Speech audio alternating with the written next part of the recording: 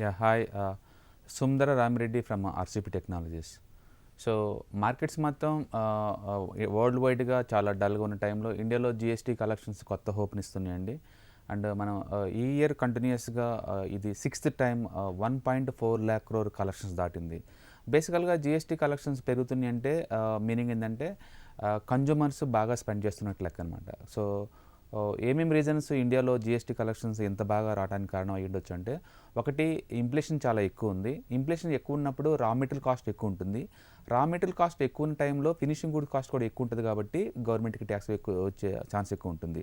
అందుకని జిఎస్టీ కలెక్షన్స్కి ఈ high inflation data కూడా ఒక రీజను. రెండోది కన్జ్యూమర్స్ బాగా స్పెండ్ చేయడం. ఓకే, శాలరీస్ ఆల్ టైమ్ హైలో ఉండటం. అండ్ రెండోది కోవిడ్ తర్వాత ఎక్కువ మంది ఈ ఫంక్షన్స్ అవి వాటి వల్ల వచ్చిన కన్జంప్షన్ ద్వారా స్పెండింగ్ ఎక్కువ ఉండటం వల్ల కన్జ్యూమర్ స్పెండింగ్ ఎక్కువ అవుతుందన్నమాట. అది second reason. And third one, government వాళ్ళు కూడా ఇంతకుముందు ట్యాక్స్ ఎగ్గొట్టే వాళ్ళ మీద ఎక్కువ ఫోకస్ చేసేసి సాఫ్ట్వేర్స్ టైట్ చేయడం వల్ల అందరూ ఇన్ టైంలో జిఎస్టీ పే చేయడం వల్ల అవి కూడా వన్ రీజన్ అనమాట జిఎస్టీ కలెక్షన్ పెరగడానికి. అండ్ ఫోర్త్ వన్, ఓవరాల్గా ఇండియన్ ఎకానమీ చాలా ట్రెండ్లో ఉంది.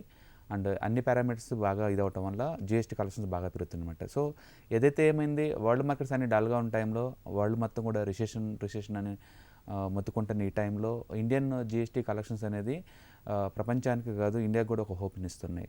సో ఇది కంటిన్యూస్గా ఈ ఫైనాన్షియల్ ఇయర్లో 6th టైము 1.4 lakh crore దాటం అనమాట. సో ఓవరాల్గా ఈ ట్రెండ్ కనుక ఇలా కంటిన్యూ అయితే ఒక జిఎస్టీ ఎలోన్ ద్వారా ఈ మంత్లీ 1.4 lakhs crore కనుక వస్తే యావరేజ్ మీద 16 lakhs crore ఓవరాల్ గవర్నమెంట్కి వచ్చే ఛాన్స్ ఉంది.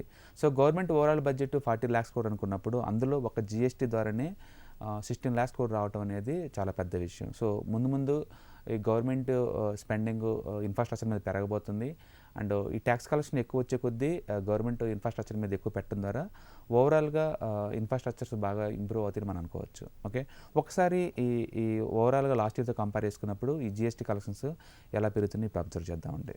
So compare to last April 1.393 lakhs crore compare చేసుకున్నప్పుడు ఈ ఇయర్ ఏప్రిల్లో 1.67 lakhs, ఇది హైయెస్ట్ ఫర్ ఎవర్ అండి. ఫస్ట్ టైం ఈ సంవత్సరం ఏప్రిల్లో తీసుకున్న 1.67 lakh crore అనమాట, హైయెస్ట్ ఫిగర్ అనమాట ఇప్పటివరకు జిఎస్టీ కలెక్షన్స్లో. తర్వాత లాస్ట్ మేతో కంపేర్ చేసుకున్నప్పుడు ఈ కరెంట్ మేలో 44% గ్రోత్ చూపించింది, 1.4 lakhs crore అనమాట. అలాగే లాస్ట్ జూన్తో కంపేర్ చేసినప్పుడు ఈ current year June 1.4 lakh crore అంటే 56% గ్రోత్ చూపించింది. అలాగే లాస్ట్ ఇయర్ జూలైతో కంపేర్ చేసుకున్నప్పుడు ఈ జూలై 1.4 lakhs crore అంటే 28% గ్రోత్ చూపించింది. అలాగే లాస్ట్ ఇయర్ ఆగస్ట్తో కంపేర్ చేసుకున్నప్పుడు current year August 1.4 lakhs crore తోటి 28% గ్రోత్ చూపించింది. సో ఇట్లా ఎనీ నెంబర్ కంపేర్ చేసుకున్నా కూడా ఈ కరెంట్ ఇయర్ జిఎస్టీ కలెక్షన్స్ బాగా ఉన్నాయి.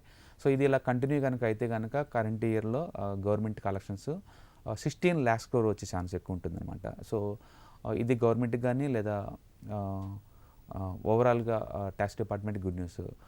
బాధాకరమైన విషయం ఏంటంటే రీసెంట్గా ఈవెన్ హాస్పిటల్ బెడ్స్ కూడా అంటే 5,000 దాటిన హాస్పిటల్ బెడ్స్ కూడా 5% జిఎస్టీ, అండ్ ప్యాకెడ్ ప్రొడక్ట్స్ అన్నిటి కూడా 5% జిఎస్టీ, ఇలా అన్నింటిలో జిఎస్టీ రావడం వల్ల కన్జ్యూమర్కి కొంత పెయిన్గా ఉన్నా సరే ఓవరాల్ ఎకానమీ యాక్టివిటీ మాత్రం చాలా ఇంప్రూవ్ అవుతూ ఉంది. సో హోప్ జిఎస్టీ కలెక్షన్స్ ఇదే విధంగా కంటిన్యూ అవుతుందని మనం అనుకోవచ్చు. తద్వారా గవర్నమెంట్కి ఏంటంటే ఇన్కమ్ అనేది 16 lakhs crore వరకు కూడా వచ్చే ఛాన్స్ ఉంది జిఎస్టీ ద్వారా. So more GST means more income for the government of India and more spending on to the infrastructure and other projects అనమాట. Hope this trend going to continue. Thank you.